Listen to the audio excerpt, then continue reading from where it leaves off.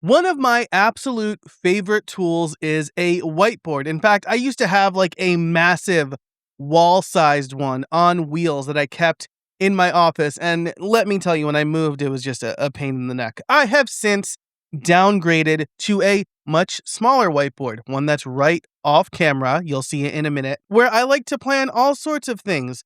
My positioning, my next products, my next YouTube videos. And so I am working on my next YouTube video, and I thought, let me show you how I use my whiteboard in conjunction with Claude.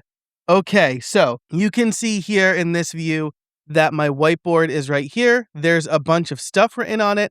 And so what I'm going to do is take a picture of the whiteboard. I'm going to upload it to Claude, and then it should be able to read my writing and move it into my YouTube planner. I have a bunch of ideas very similar to this one. So the things that I'll be looking for are, will it figure out that it's actually associated with an idea, or will it just create a new entry?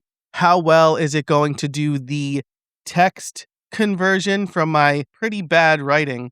And what else is it going to try to do? I have like a content strategy document in my Claude memory. And so we're going to see how all of this jives. I am going to zoom in on the whiteboard, and I am going to take a picture of it with my phone. So you should be able to see that okay. And then I will take this picture. Okay, so the photo has made it onto my computer. So it is right here. This is an app called Yoink. I'm a big fan of it. It's just a little shelf. Lots of other apps do this now, but I've been using Yoink for a long time, and it is part of Setup. So I really like it. So I'm going to drag this into Claude, and I am going to say, this is a picture of my whiteboard. I am planning my next YouTube video. I'd like you to transcribe the whiteboard, grab all the story beats, and then add it to the relevant YouTube video in my YouTube Notion database. Okay, so I've got the prompt here, and I am going to move to Opus 5. Okay, so let's start task. It's doing its thing. I'll also say here that I have it on auto. If you haven't seen this in Claude, there are 3 levels of approvals: manual approval for everything, automatically approve, and skip all approvals. I have it to automatically approve. In my Claude.md file, I'm pretty clear about what I do and do not want it to do, what I do and do not want it to have access to. And I try to keep things pretty sequestered.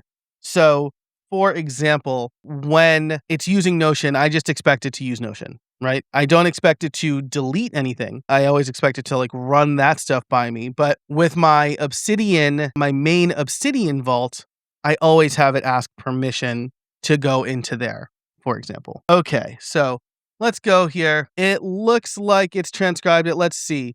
Feeling frustrated about losing ideas. Okay. Think of stuff not in a position. That's exactly right. Journey. Questions to ask. How do I use my phone? When do I need to log ideas? Where am I always looking? Yeah, that's right.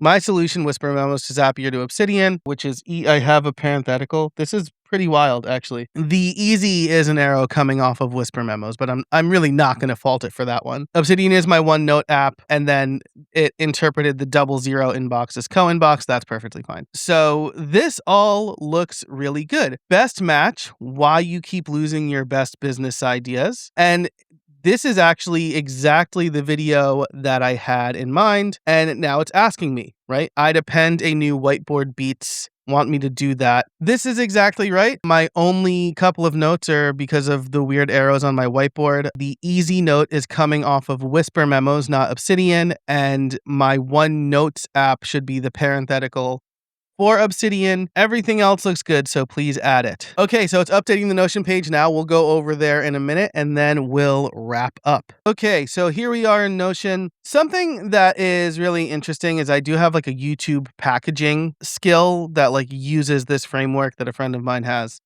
I've revamped a bunch of stuff since, but I didn't want to delete it. I just wanted you to see what it looked like in its original form, and then the whiteboard beats here. So this is really good. This is what I'm going to have on my teleprompter while I'm doing this video. So it's going to be largely a screen share video, but this is what's going to be on my teleprompter to make sure that I get the exact format right. We know that on YouTube, you should follow a very specific format and story arc, and sometimes I get away from that and I go on digressions, and then I have to end up cutting a bunch of stuff or usually reshooting. I will bring a picture of the whiteboard up here so you can see clearer what it looks like. You can see what Claude actually got and was able to process. So this is super impressive to me. It's one of my favorite things to do with the whiteboard. And it's not just the whiteboard that you can do this with, right? Like you probably saw I had like post-it notes on my wall. I've got notebooks all over my desk. And taking pictures of my notebooks and uploading them to Claude is one of my favorite things to do because it's the easiest way. I love using analog tools. I always have a field notes notebook on me. And sometimes those analog tools can get lost. I kid you not, as I record this, I did laundry last week where a second field notes notebook of the year went through the wash because I forgot to take it out of my pockets. So capturing that information somewhere more permanent is super important to me. And large language models like Claude have made that a lot easier. Now it's your turn. So let me know in the comments, how do you combine analog tools with AI and large language models? How do you capture your ideas? And of course, if you don't have a system for capturing ideas, or you're not quite sure how to use idea capture in your systems, I actually have a new resource for you.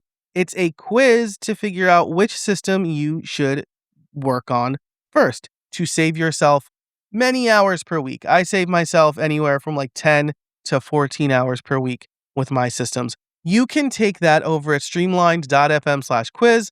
It's a small set of questions that will tell you which system you need to work on, and then it'll send you my Streamlined Solopreneur Starter Kit and tell you exactly where to start. Again, that's over at streamlined.fm/quiz. Thanks so much for watching this video. If you liked it, be sure to like and subscribe for more videos like this. And until next time, I hope you find some space in your week.